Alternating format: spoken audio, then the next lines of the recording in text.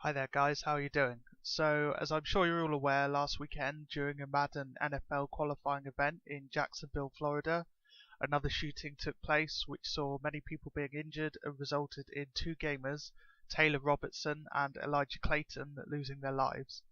Obviously this was another tragic shooting which are unfortunately all too common nowadays, and the fact it happened during a gaming event has hit us all pretty hard.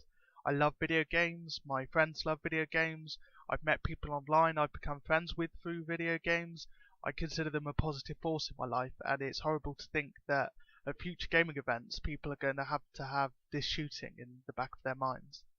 I didn't make a video covering the news for a number of reasons. Firstly, the news was covered by major news outlets and many other prominent gamers on YouTube, and I just felt that I didn't have anything extra to add.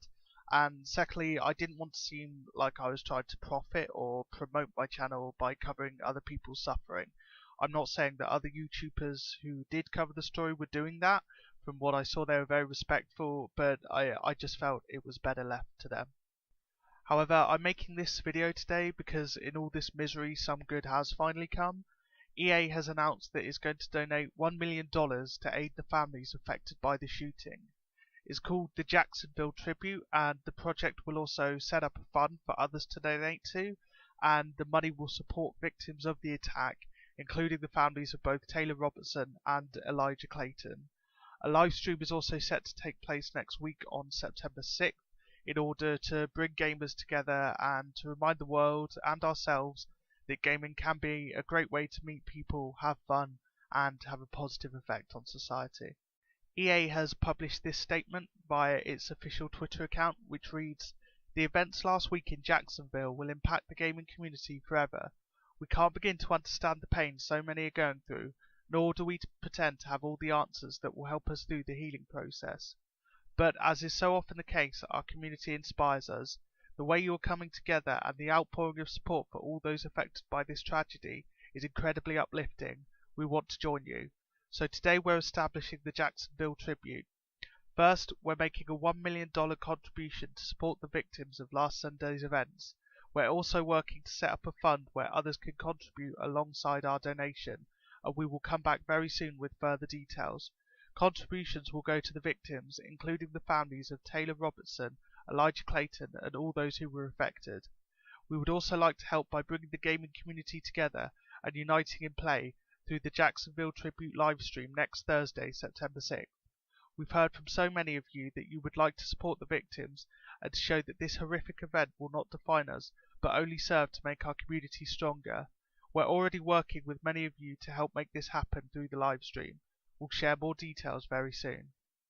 Now look, I'd be the first to point out that EA has been a horrible company over the past few years and has exploited gamers to the hilt, but credit where credit's due, I think this is a really great idea and I applaud them for helping out the families who were directly affected by the attack.